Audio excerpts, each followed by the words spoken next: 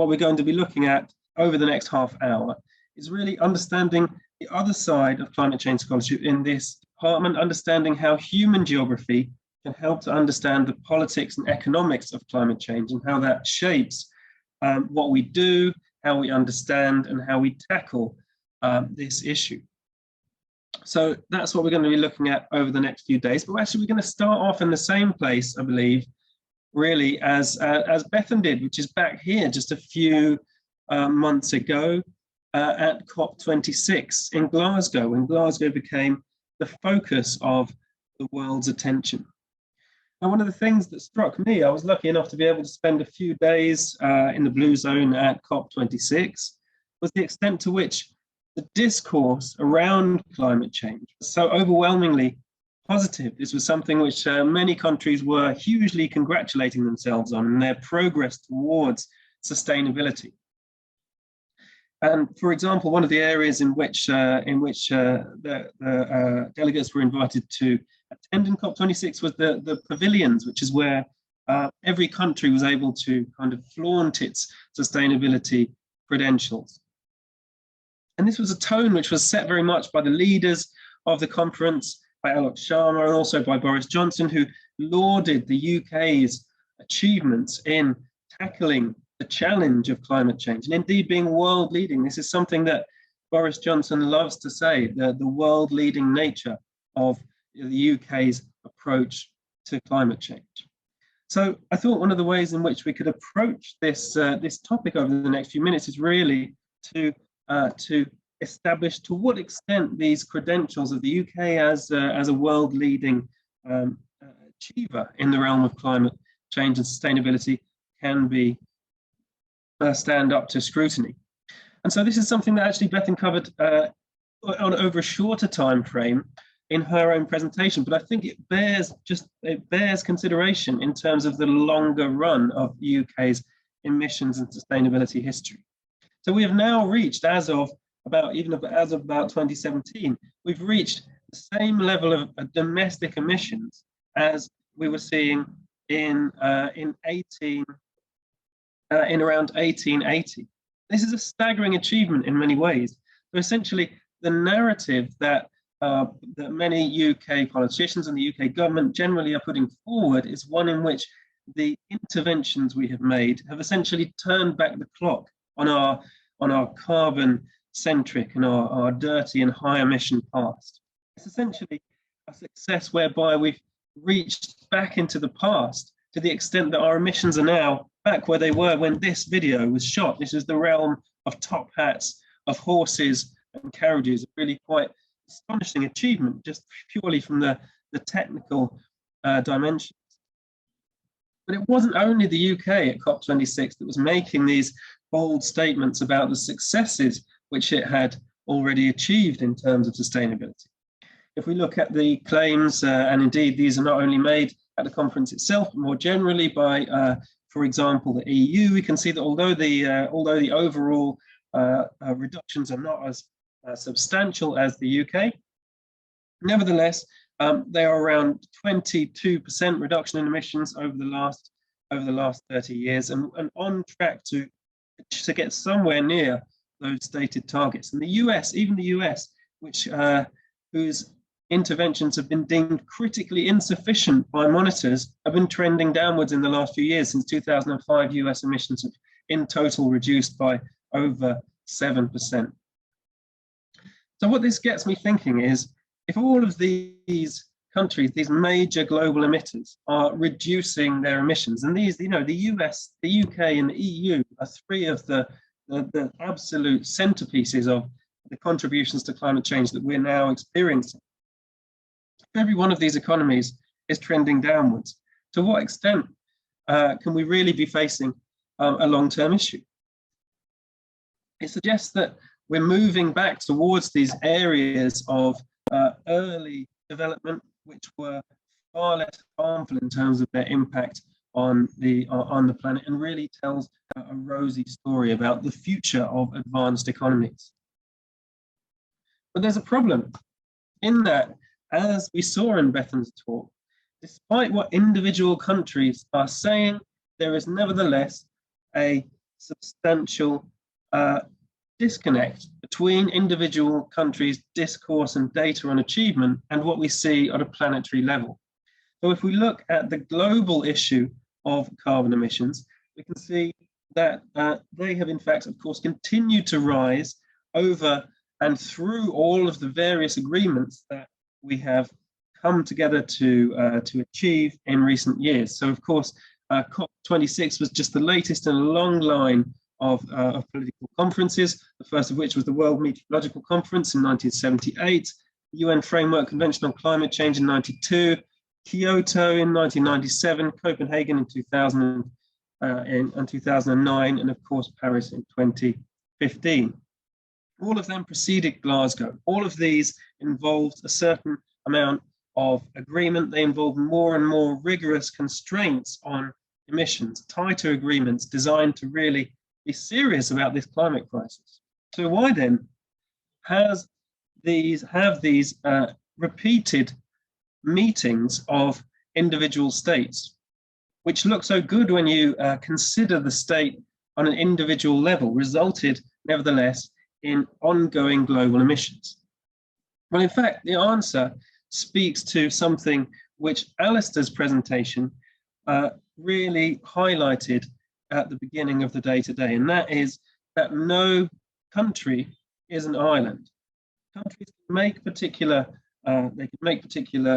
commitments on their domestic emissions, but that will never be the whole story. And that's really the subject of what I'm going to talk about for the next few minutes, to show how interconnected our sustainability landscape is, our emissions landscape is, in much the same way that we are geopolitically interconnected. Because one of the things that has happened in the UK economy over that period that we saw over that emissions graph since the late 19th century is that we first of all intensified industry within our domestic borders to a huge extent.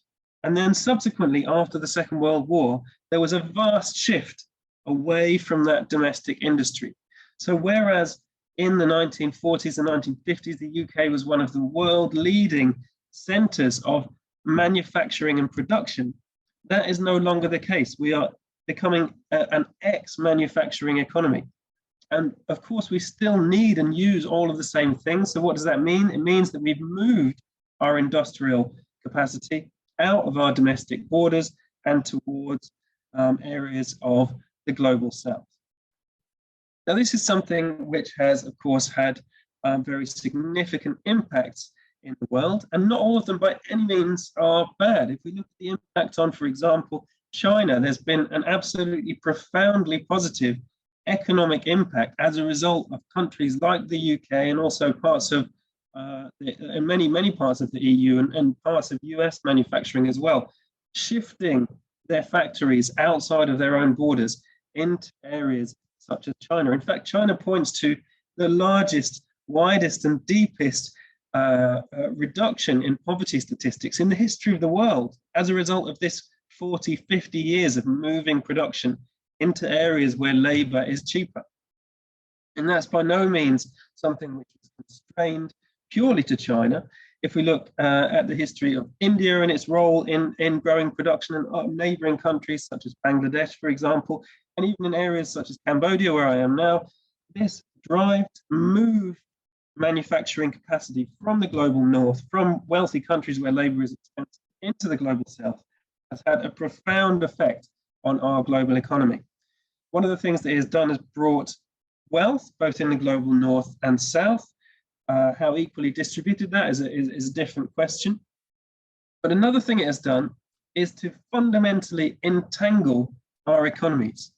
Because whereas it would have made sense perhaps to consider our borders as the boundary to our economy, as they are the boundary of our political sphere, in reality now, that simply does not make sense. And you will see why in a moment. Because if we consider the emissions case, the sustainability case in terms of the UK, whereas as recently as 1990, only 14% of the emissions that we produced as a country or emissions that we used in manufacturing as a country produced outside our borders.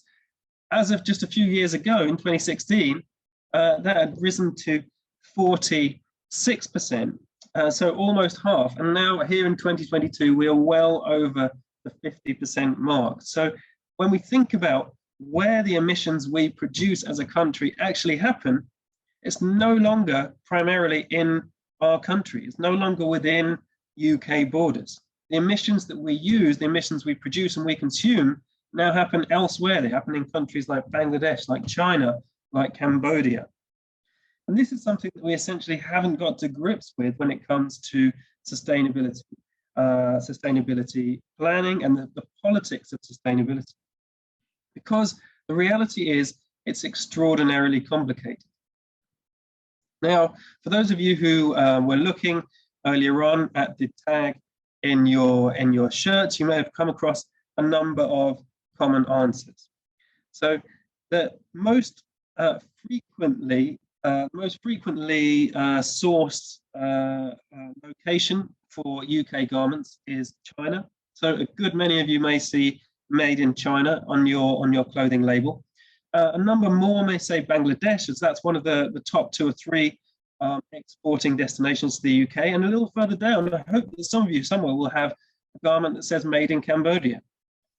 Now, Cambodia is a very important manufacturer for us. It's one of the top 10 manufacturers of clothing, but we're even more important to Cambodia because we buy here in the UK, or rather there in the UK, we buy 25% of all of the garments that Cambodia makes.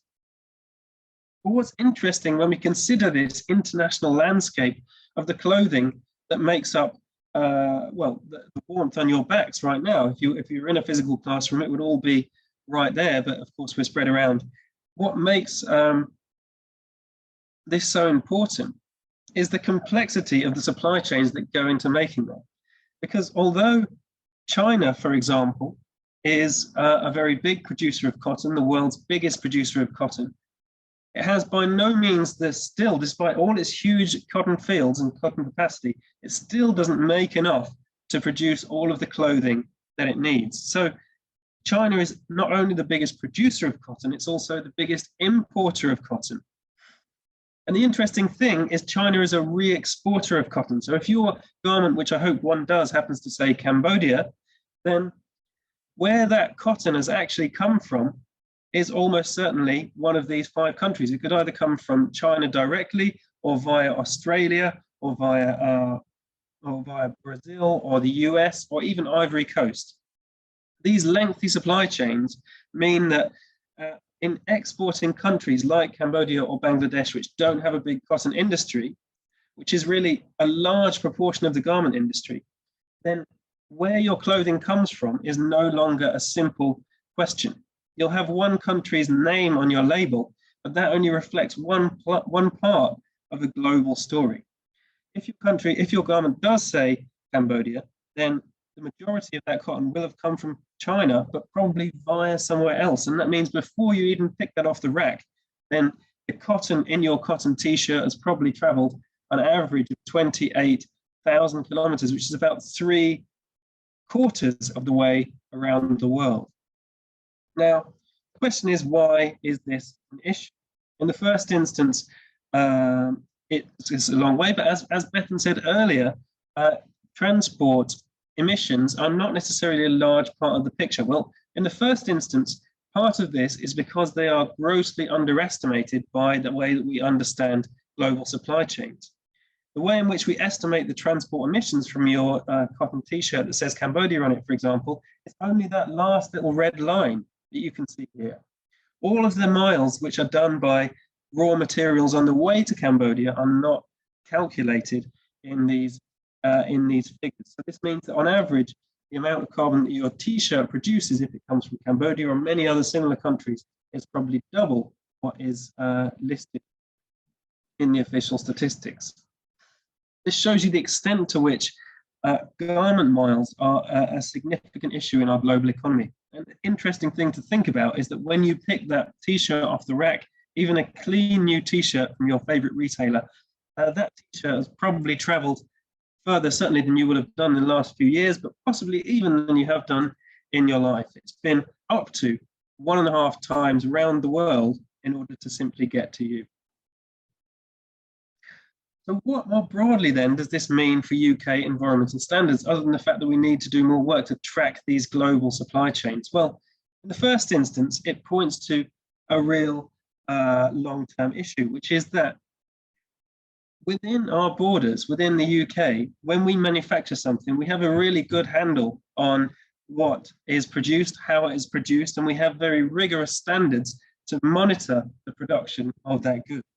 If you make a new factory, for example, making shoes in the UK, then from an environmental point of view, you're monitored by a number of bodies, not least the Business, Energy and Industrial Strategy and DEFRA, the Department for Environment. And these government departments have specific regulations that they will place and enforce on your shoe factory. Now, once you move your production overseas, those government departments no longer have jurisdiction. So you are dependent on other countries in order to assess and regulate the goods which come into your country. The problem is when it comes to emissions being produced overseas in this way, in reality, we simply don't have the mechanisms currently to check what is happening in terms of emissions overseas. We have broad ideas in terms of companies assessing their own emissions, but we don't have that backstop of environmental regulation, which we have within domestic emissions. And that's a really key thing. Essentially, when we move production overseas, we know less about it. So the more of our production we move beyond our borders, the less hold and the less ability to view the emissions that are produced in the process of that production. And in a broad sense, what this leads to is situations like this. Now, this was a video that a project I undertook last year, collected from an exporting factory of garments to the UK. This is drone footage. It's the only way you can get footage of this kind of practice underway. And what you can see here is thousands of tons of forest wood.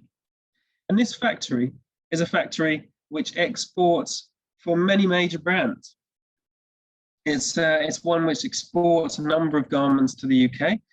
And of course, forest wood harvesting of this sort is illegal in Cambodia. It's a country which has experienced a huge amount of deforestation. Something like 90% of Cambodia's primary rainforest has been deforested just in the last 10 to 15, 20 years. So this is a huge problem, which is being in many ways rigorously tackled. But the problem is you can't tackle these issues if you can't see them. So what happens is that even huge depositories of forest wood here, which are used to burn in order to heat boilers to iron your shirts before they get to you. Even huge, vast systems like this, which you can't see from the ground level, are able to supersede regulation because the states in countries that produce our garments these days doesn't have the capacity to regulate these issues in the way that we as a wealthy economy do. We're essentially outsourcing our production to states which have less ability to check on the environmental standards which they set. And so it's as simple a case really in terms of getting that forest wood into these factories as delivering it at night. Before 2018, no one really inspected forest wood as it came into factories. But now, then after a crackdown by the government, such as they exist in countries like this, forest wood simply began to be delivered at night in situations like this. Now, this is something that couldn't happen really in the UK because the energy usage of the energy which is used in order to produce a given good is monitored and assessed on a regular basis. Of course, that doesn't happen overseas. And as a result of that, you get issues such as this. And you also get wider issues. Again, this is something taken in Cambodia, which shows the disposal of plastic and fabric waste from, again, a UK exporting garment factory. So what's happening here is that a large number of bags of old clothing, which is scraps of clothing that was waste from the particular factory, is being burned here in order to produce further energy for the factory. Now, this is something which is extremely common in many areas of the garment sector in Cambodia and overseas. But the extent to which this is known about by the British public is extremely low because, well, it's low to the extent that, that companies, any number of companies from Marks and Spencer to Lidl, which have now entered the clothing market, to Gap, for example, are able to have no waste to landfill claims made on their products, whilst these precise kind of practices continue to be undertaken. And again, this is another place that we can see just outside of Phnom Penh, where I am now, and this is a specific landfill used only by the garment industry. This is a huge area of fabric waste, a huge area of landfill waste, which is used by all of the major brands which export from Cambodia. And this is by no means a Cambodia problem. It's a typical issue which reflects the fact that we just don't have the oversight over supply chains that we would perhaps expect that we do. This gives you a sense of the scale of the wastage in terms of landfill that many major brands continue to undertake in the course of their operations. And just as a kind of coda, because I don't want you to necessarily take away the idea that only clothing is the issue here, this is by no means a problem which is unique to apparel and garments. As UK manufacturing has transitioned to this international, networked, globalized system of production, all kinds of goods have essentially moved out of the reach of the standards that we set for ourselves. One of the more surprising ones, which I've been working on in recent years, which you will hear more about later on, is the issue of bricks. So bricks seem like such a low value, high weight commodity that it would almost seem completely pointless to import them. And in many ways, you would be right. And yet this is something which is increasingly happening. 14% of the bricks we use in the UK now are produced overseas. And of that, a growing proportion, about 3% of all of the bricks that we use in the UK are produced really far away overseas, in places like this, in Bangladesh, in India, and Pakistan. So the carbon emissions associated with these kind of practices are enormous, and yet they tend not to show up in official statistics because there's this whole black hole of multiple actors involved in the supply chain of bricks who are called factors. They're essentially middlemen. And by making supply chains complex in this way, you lose oversight and you lose the abilities to survey a large proportion of what's happening in the global economy. A final example then is the sacred aspect to any English person of your morning tea. This is something which, of course, we associate with areas of the world such as Sri Lanka, Ceylon tea being a major producer. In areas like this, which are vulnerable to climate change in much the same ways which I described earlier, many workers are experiencing substantial risks of landslides, but as a result of economic conditions, the decline of the Sri Lankan tea market linked to climate change, the ability to respond to these risks is extremely diminished. So essentially we have a situation whereby climate change impacts, in large part still rooted in our global systems of trade and production, are making large parts of the world on which we depend economically extremely unsafe. And yet the larger part of the economic benefit of those systems of production is essentially arriving back on our shores, allowing us to protect ourselves from the worst impacts of climate change. So global production is a problem in terms of sustainability because it makes things so difficult for us to assess. So if we really want to understand what we can do as people, we have to think not just domestically, not just personally, but globally.